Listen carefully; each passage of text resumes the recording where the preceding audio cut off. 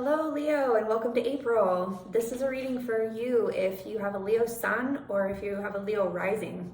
If you do have a Leo rising, make sure that you watch your sun sign, and if you're a Leo sun, make sure you watch your rising sign.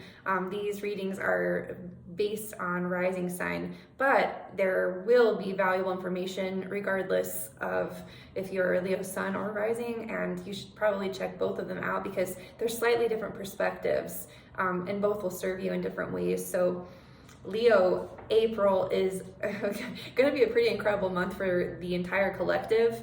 I made a 40-minute video about all of the energies of this month, and I suggest if anything that I talk about in this reading resonates for you, you dive more deeply into that video.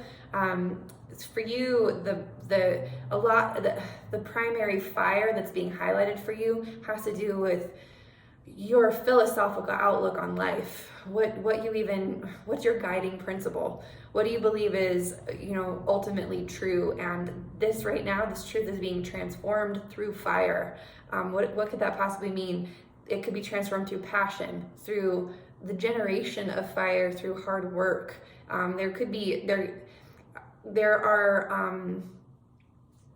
There's so many ways that we experience fire in our lives, but generally it's something that gets you passionate. It gets you it's something that you feel tangibly in your body that is like, this is just the way it has to be. It doesn't have, it's an energy of excitement. It's an energy of aliveness. It's an energy of just feeling, yeah, the word is alive. And for you, there are certain truths that feel very alive for you. And that is what you're now being guided by.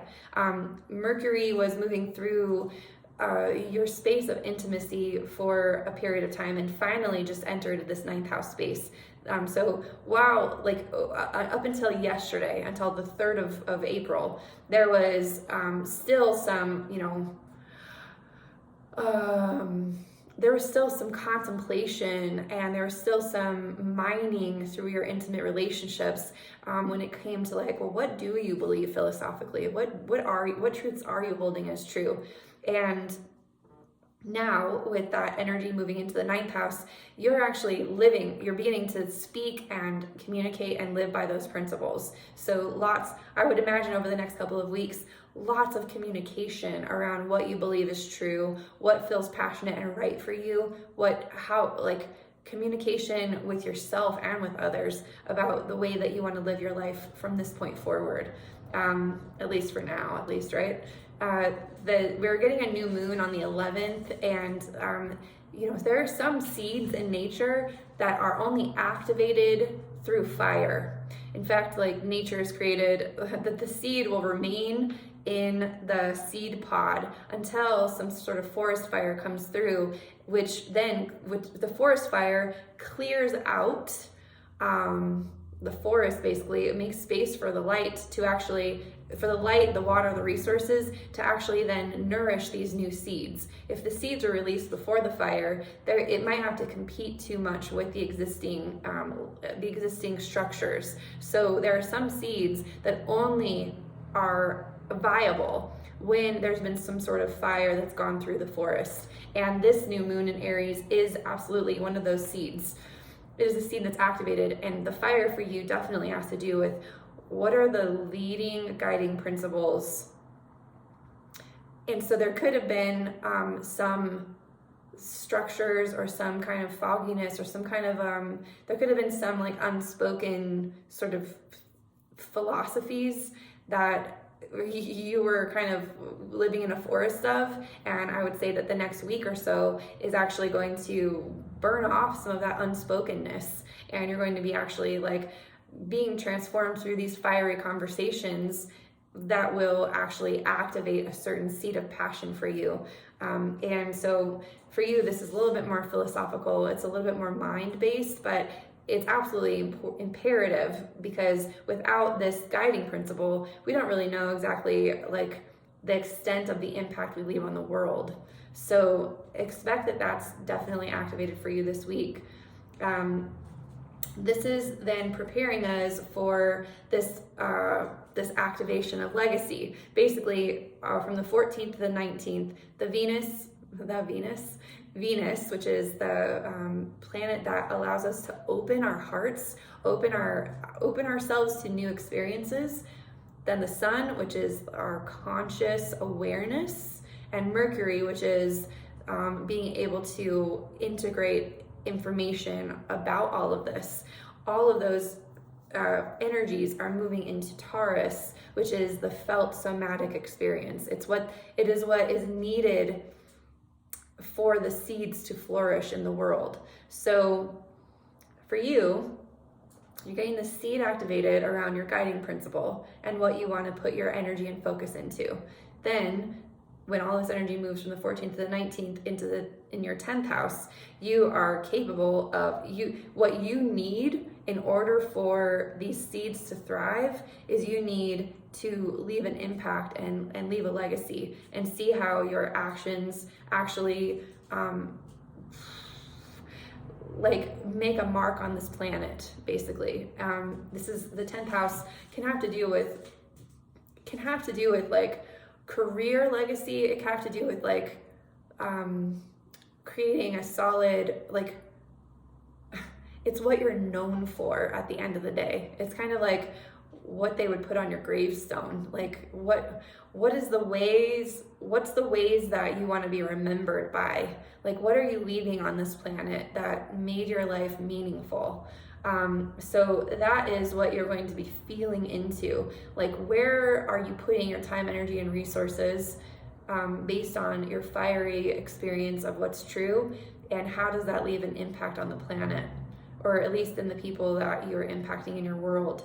So be aware that over the next month after the 14th and 19th, that's what's going to be on the table for you to be considering. When Mars moves into Mars moves into Cancer on the 23rd, this is moving into your 12th house. So there could be, when Mars moves into Cancer, Mars has been in Gemini for the last couple of months. Starting in March, it moved into Gemini. Mars in Gemini was very much like, I have this idea, I'm going to act on it. I have this idea, I'm going to act on it. I've got all these ideas, I've got all these I'm communicating about all these different opportunities and options and things like that. When Mars was into Cancer, basically it's a good thing we had all those ideas. Now, what emotional decisions are we going to be making from all of those ideas? Like, we are going to actually like feel compelled based on our emotional or felt sense to make these decisions or make these motions or behaviors or actions. And for you, it's in your 12th house. So you're going to have to put faith in your feelings. There's going to have to be a high level of, faith and trust in certain things that are irrational, things that the 12th house is the unconscious. So you might not be fully conscious of the way you feel about the way things should go, but there will be a sensation of faith that guides these behaviors and decisions. And you've been prepared for this the whole time while you're having all these ideas, when you're in a more of a mental state. So know that whatever, the feeling is like you were prepared mentally. Now you can trust that whatever you came to while Mars is moving through that mental space, while you're communicating with all these people about all these ideas, now that the energy is moving into the space of faith and taking action from the feeling of faith, you can trust those feelings, and it's preparing for. I did a very long video about April's month ahead. I don't know if I mentioned that already, but I suggest that you watch that if you haven't, because it's preparing us for a certain level of felt leadership, of like somatic leadership. And so your somatic leadership definitely has to do with some intangible element of faith.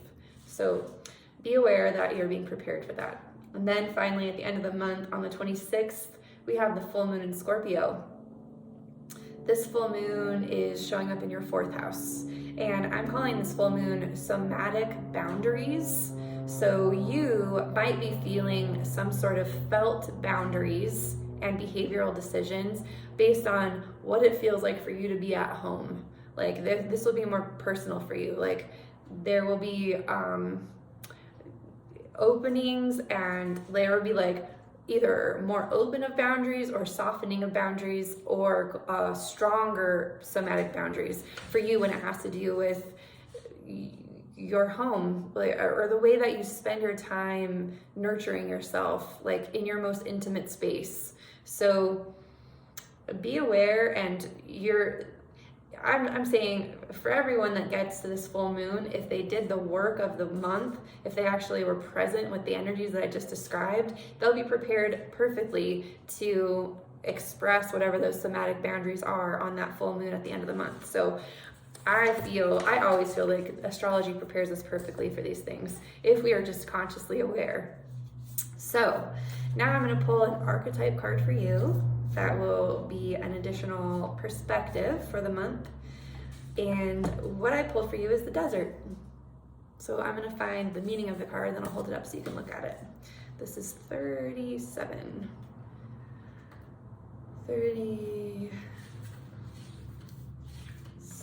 The desert. The drought, the wasteland, the badlands. The desert leaves us disoriented, desperate for direction, grasping for meaning, longing for solid ground. For endless miles, we are confronted with a lack of clarity and existential dread. We are thirsty, hungry, pleading with life to get back to normal, to become animated by the simple pleasantries of day-to-day life. The desert offers no such comfort, and all must pass through it. If you can embrace the discomfort of the desert, knowing you will someday reach water again, you can tap into the potent energy of the landscape. Its lights are blindingly bright, and its darks are terrifyingly deep, which makes for unbridled creativity and clairvoyant visions. Truths reside in the desert that otherwise remain hidden. The crows, the shadows, the coyotes call, surround you. Let the winds and sands work their deep magic, weary traveler.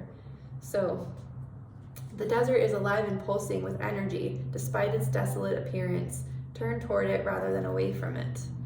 When in the throes of the desert, contemplate the following. You are not alone. You have more supplies with you than you think. Water is very near.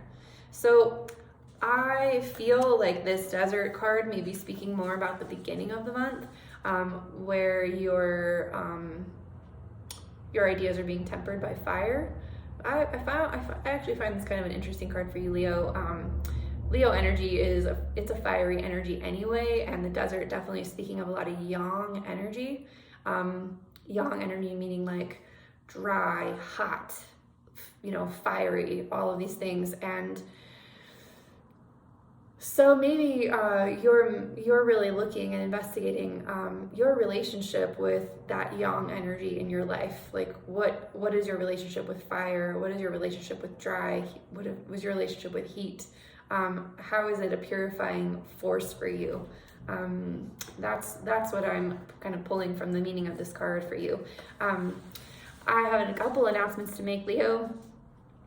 By April 20th, I will be announcing a new way of learning astrology that is based on your personal natal chart. I'm calling it a somatic approach to astrology.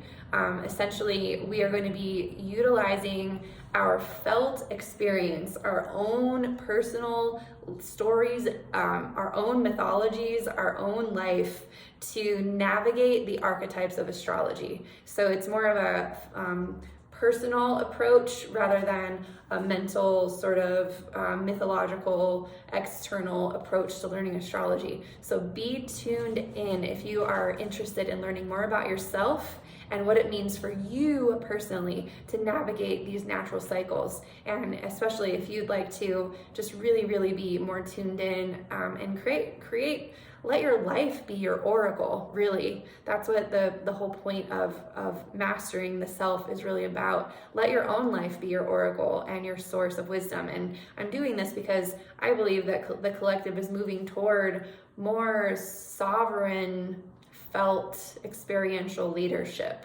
And so I'm doing my part by creating something based on astrology because these are the maps that I'm most fluent in. So if that's interesting to you, please stay tuned. Also, please like, share, and subscribe to this channel. These videos are coming out weekly, and if you'd like to hear about them more, or if you feel that they would serve other people, please share them and help me spread the word. I'm also offering personal readings, and there will be a link in the description box. So if you're interested in receiving a personal reading, go ahead and check that link out. And I believe that's everything I need to say. Leo, I hope you have a beautiful April. Thank you so much for watching. Bye-bye.